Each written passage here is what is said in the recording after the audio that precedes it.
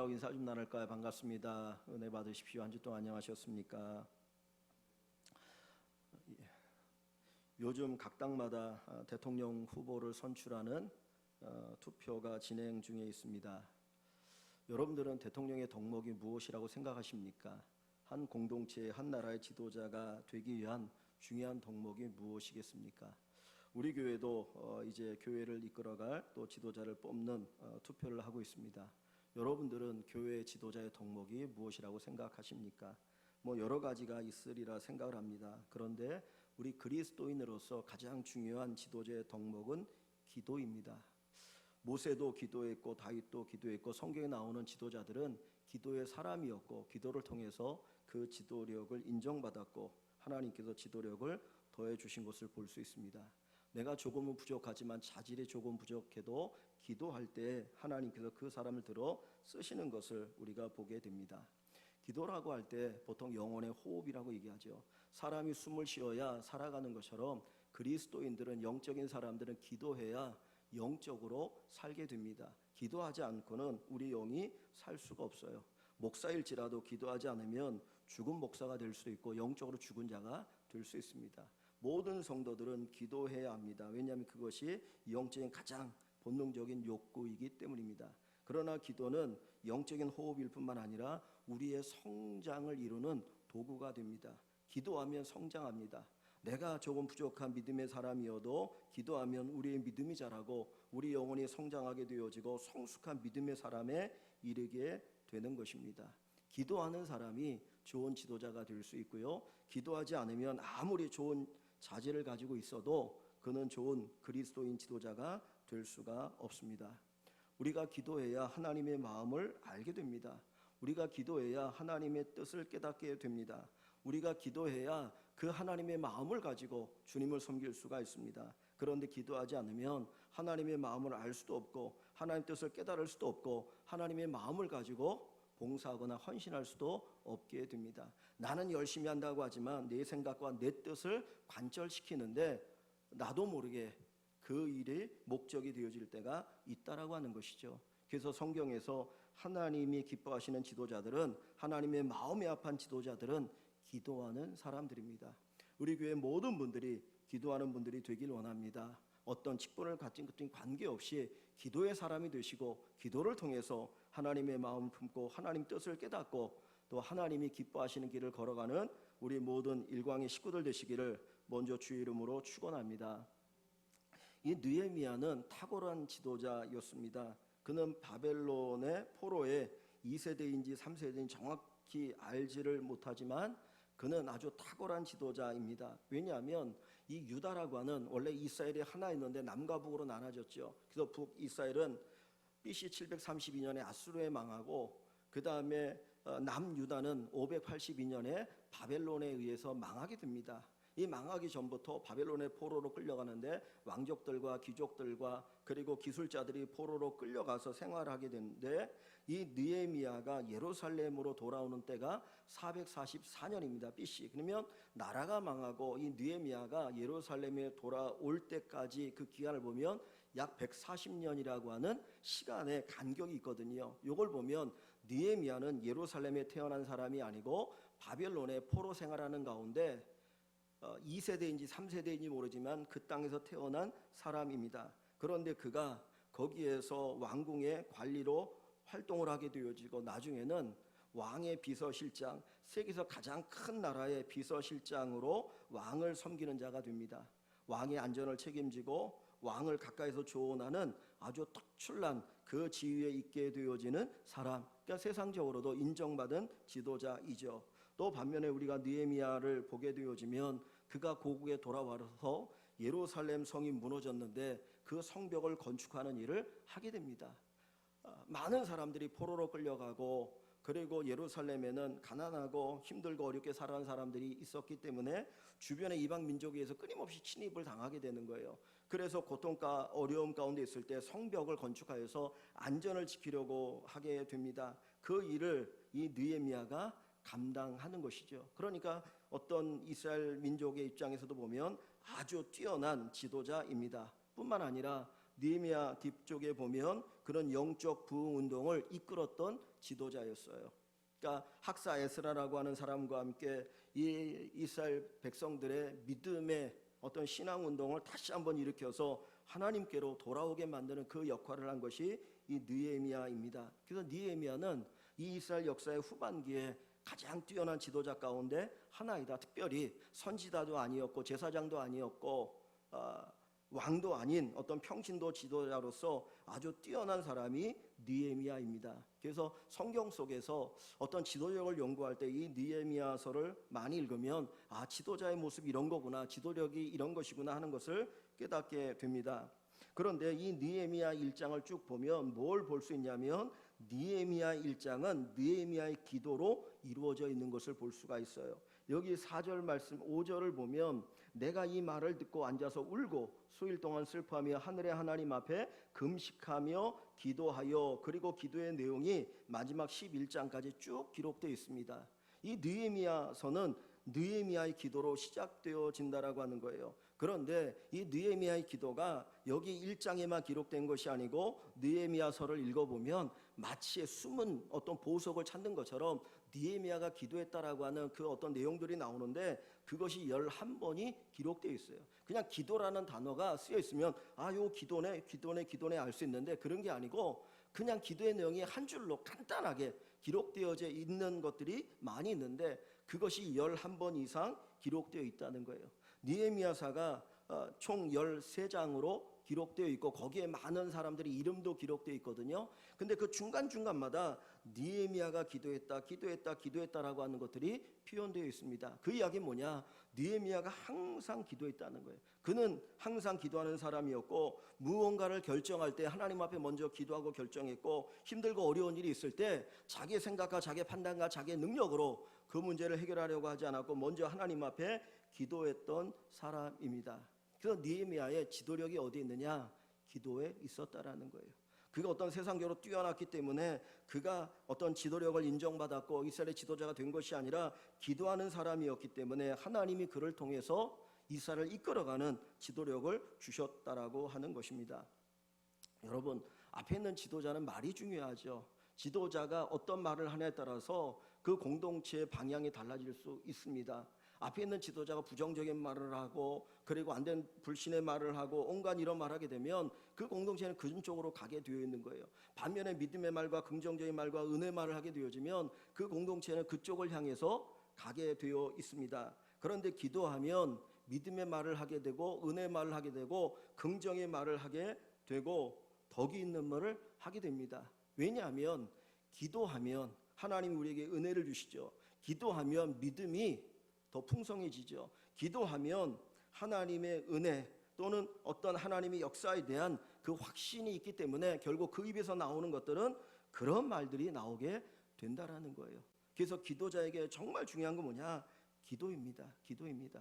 목사만 기도하는 것 아니고 전도 어떤 장로나 권사만 기도하는 게 아니라 우리 모든 성도 여러분들이 다 기도하는 분들이 되시고 기도의 능력을 경험하시는 귀한 축복이 있기를 주의 이름으로 간절히 축원합니다.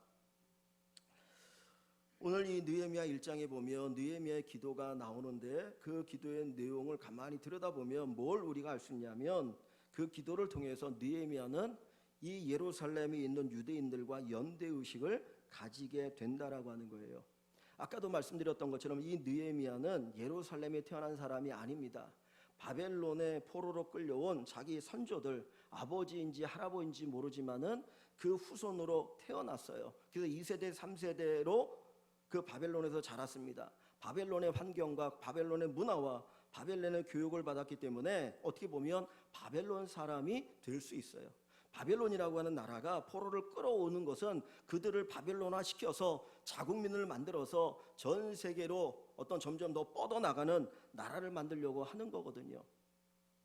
친구 목사님이 30대 중반에 미국에 갔다가 한 40대 이제 좀 넘어서 중반에 돼가지고 한국에 들어왔는데 그때 아이가 이제 우리 정환이나 유진이나 비슷한 또래 아이들인데 이 아이가 뭐 한 10여 년 이제 미국에 사는 거예요. 근데 저도 뭐 미국을 경험해보지 않았으니까 잘 모르겠는데 학교에 들어가면 학교에서 너희는 미국인이야 이런 걸 자꾸 가르친다는 거예요. 비록 외국에서 태어나고 여기서 자라고 미국에 왔지만 너는 미국인이라 가르치면서 미국인 의식을 넣는다는 거예요. 근데 이 아이가 이제 20대가 넘어서 군 문제가 있는데 그 물어봤대요. 아버지가 친구 목사님이 야 너 한국 군대 갈래 했더니 내가 왜 한국 군대 가냐는 거예요. 나 미국인인데 왜 한국 군대 가냐. 자기 안 가겠다고. 한 12여 년을 살았는데 자기는 미국인이라는 거예요. 근데 지금 느헤미야는 태어날 때부터 바벨론에 태어났거든요. 한 번도 예루살렘 유대 땅을 경험해보지 못한 사람입니다. 그러니까 어떻게 보면 연대 의식이 없을 수 있는 나는 바벨론 사람이야라고 생각할 수 있는 환경에 있는 사람이 느헤미야거든요. 그런데 이 느헤미야가 오늘 본문을 보면 자기 동생 하나냐를 통해서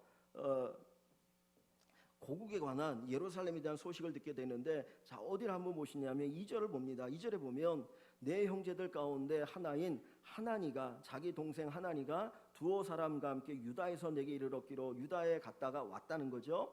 내가 그 사로잡힘을 면하고 남아있는 유다와 예루살렘 사람들의 형편을 물은즉 관심이 있었어요. 야 도대체 그 예루살렘은 지금 어떠냐라고 물었더니 그들이 대답합니다. 3절에 그들이 내게 이르되 사로잡힘을 면하고 남아있는 자들이 그 예루살렘에 남아 살고 있는 유다 백성들은 그 지방 거기에서 큰 환난을 당하고 능력을 받으며 예루살렘 성은 허물어지고 성문은 불탔다 하는지라. 여기 보면 큰 환난이라는 단어와 능력이라는 단어가 나옵니다. 큰 환난을 당하고 능력을 받고 예루살렘 성이 허물어지고 성문이 불타서 주변에 있는 이방 민족에 의해서 끊임없이 약탈을 당하거나 어려움을 당하고 있다는 소식을 듣게 돼요. 그러면 보통 사람 같으면 자기가 한 번도 경험해보지 못하고 어떻게 보면 유대 관계에 멀리 떨어진 사람일 수 있지 않습니까? 그런데 4절을 보시면 이 느헤미야가 어떻게 합니까? 내가 이 말을 듣고 앉아서 울고 그 말을 듣자마자 앉아서 울고 수일 동안 슬퍼하며 하늘의 하나님 앞에 금식하며 기도했다 그랬어요. 이 느헤미야는 고국 땅 예루살렘에 있는 그 백성들의 그 어려움을 듣고는 하나님 앞에서 웁니다. 수일 동안 슬퍼합니다. 그리고 하나님 앞에 기도하는데 금식하며 기도했다. 여러분 금식 기도는 언제 합니까? 금식 기도는 언제 하는가요? 정말 힘들고 어려운 일이 있을 때, 내 인생에 너무나 힘들고 어려운 일이 있을 때 그때 금식하잖아요. 사실 예루살렘에 있는 그들이 어려움 당한다고 해서 금식할 수 있는 사람이 몇이나 되겠습니까? 내가 거기 태어난 것도 아니고 거기에 뭐 나랑 가까운 사람이 있는 것도 아니고 어떻게 먼 친척들이 있는 것뿐인데 근데 이 느헤미야는 그들의 이야기를 듣고 금식하며 기도합니다. 그 기도의 내용이 5절부터 11절의 내용인 거예요. 뭘 우리에게 보여줍니까? 느헤미야가 기도를 통해서 하나가 되었다는 거예요. 기도를 통해서 예루살렘에 살고 있는 유대인과 연대의식을 가지고 하나 되어진 마음을 가지고 하나님 앞에 나아갈 수 있었던 것을 이야기하고 있습니다. 이 느헤미야는 수상궁이라고 하는 왕궁에 있는 사람이에요. 그는 정말 어떤 고위급 지위에 있기 때문에 편안하게 살았던 사람이죠. 그럼에도 불구하고 그는 예루살렘에 있는 그 고국의 그 성도들, 그 동포들, 그 민족의 아픔을 자기 아픔처럼 여기면서 하나님 앞에 기도합니다. 기도는 우리로 하여금 하나가 되게 합니다. 나와 공동체를 하나로 묶어주는 것이 무엇이냐? 기도입니다. 정말 공동체를 사랑한다면 기도하겠죠. 우리가 교회를 진짜 사랑한다면 기도하죠. 목사가 진짜 교회를 사랑한다면 기도하지 않겠습니까? 장로가, 권사가, 집사가 진짜 교회를 사랑한다면 그 교회를 위해서 기도하지 않겠습니까? 이 느헤미야는 자기가 겪어보지 않았던 사람들인데 그들이 아파하고 힘들어할 때 하나님 앞에 눈물을 흘리며 금식하며 기도합니다. 기도를 통해서 하나 되어지는 연대의식이 있었다라고 하는 거예요. 우리가 누군가를 사랑하면 기도합니다. 내가 사랑한 사람을 위해서 기도하거든요. 근데 기도하다 보면 더 사랑하게 돼요. 예수님께서 산상수훈에 너를 미워하는 자를 위해서, 박해하는 자를 위해서 기도하라 그러잖아요. 너를 미워하고 박해한 자를 위해서 기도하라. 여러분 기도가 됩니까? 진짜 기도 안 되거든요. 미운데 기도가 됩니까? 기도가 안 되죠. 근데 주님은 기도하라는 거예요. 억지로라도 한 번 기도하고 두 번 기도하고 세 번 기도하다 보면 그 사람을 향한 마음이 열리게 되고 그 사람이 불쌍히 여겨지게 되어지고 그리고 진짜 그 사람을 위해서 하나님 앞에 기도하게 되고 그리고 그 사람을 사랑하게 돼요. 그래서 원수를 사랑하라고 말씀하시고 너를 미워하는 자를 위해서 기도하라는 거예요. 왜? 원수를 사랑하는 방법이 어디에 있느냐? 기도에 있다는 거예요. 묶어주는 힘이 어디에 있느냐? 기도에 있어요. 그래서 우리 교회 안에 어떤 직분을 가졌든지 직분을 가지고 지도자가 된다고 하는 것은 교회를 위해서 성도를 위해서 기도하는 사람이 되어야 되고 그 기도를 통해서 하나 되어짐의 은혜가 있기를 소망합니다. 세상의 리더들은 자기의 자질과 능력을 가지고 세상을 이끌어가거나 공동체를 이끌어갑니다. 그런데 우리 그리스도인들은 내 힘이 아닌 성령의 능력을 가지고 교회를 이끌어가거나 섬기는 역할을 하게 되는 것이죠. 내 힘이 아니에요.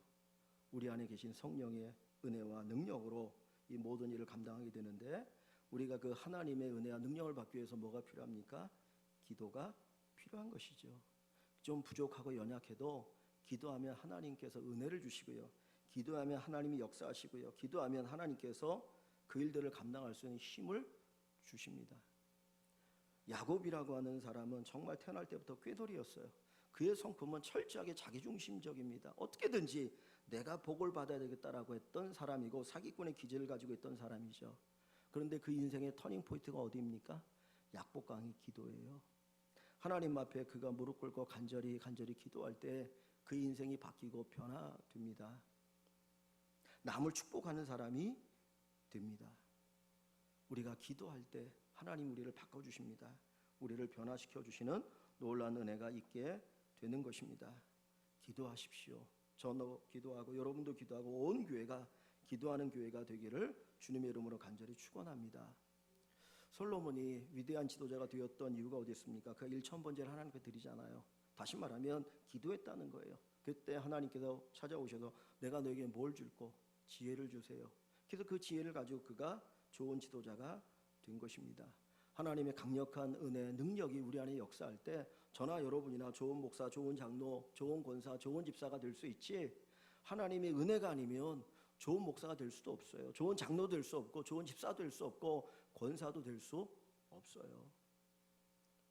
나도 모르게 내 중심이 될 수 있다라는 거예요. 그래서 끊임없이 우리는 하나님 앞에 기도하고 엎드려야 합니다.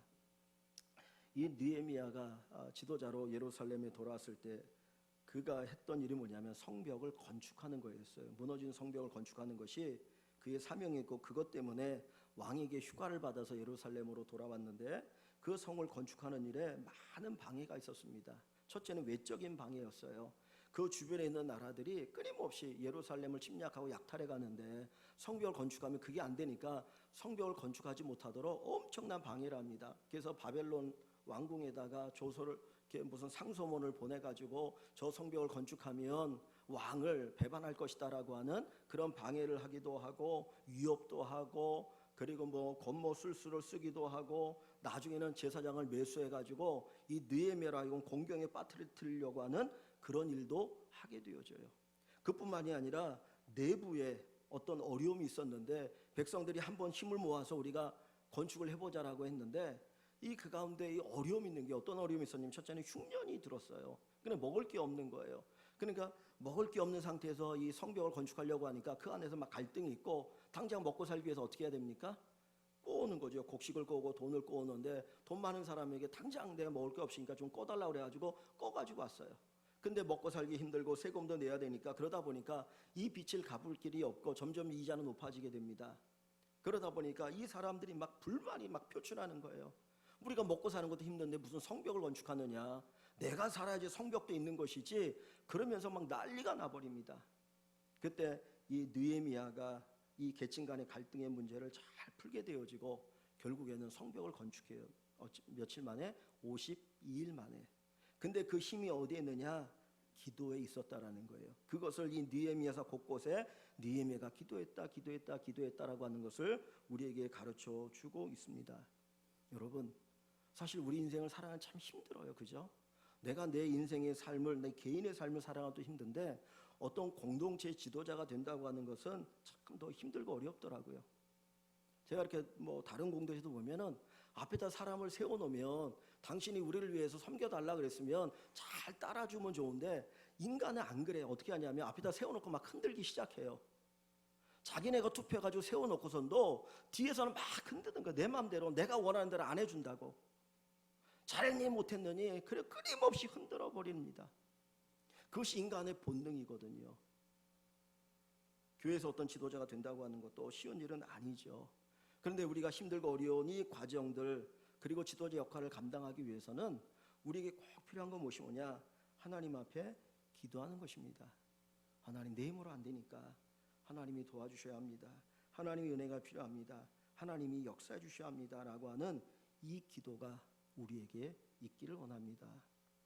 우리 교회 안에 지도자들 뿐만 아니라 또 이번에 임직을 받는 투표를 통해서 선출되어지는 모든 분들이 기도의 사람이 되기를 소망합니다. 기도하시는 분들, 기도하시면 하나님이 책임져 주셔요. 기도하시면 하나님 책임져 주십니다. 기도하시면 하나님 책임져 주십니다. 저는 오래전에 교회에서 민수기를 언젠가 한번 설교를 한 적이 있었는데 그때 제가 민수기를 보면서 정말 너무 큰 은혜를 받는 게 뭐냐면 모세가 광야 40년 동안 이스라엘 백성들을 이끌어갈 때 얼마나 많은 사람들이 모세를 향하여 원망 불평했습니까? 돌을 던져서 모세를 죽이려고도 하지 않았어요? 그때 모세가 뭐 했느냐? 하나님 무릎 꿇고 엎드렸어요. 하나님께 엎드렸어요. 하나님 앞에 기도했어요. 그게 모세의 능력이더라고요. 우리의 능력은 우리에게 있는 게 아닙니다. 기도의 무릎에 있습니다. 기도의 무릎에. 그래서 기도하는 지도자 그 사람들을 통해서 하나님이 영광을 받으시고 하나님 귀한 일을 하여 주실 줄 믿습니다. 특별히 이번에 어떤 분들이 선출될지 모르겠지만은 이번에 선출되어지는 모든 분들이 정말 기도하는 직분자들이 다 되어서 하나님께서 여러분들을 통해서 우리 교회를 통해서 마음껏 영광 받으시고 놀라운 일을 이루시는 축복이 있기를 주님의 이름으로 간절히 축원합니다.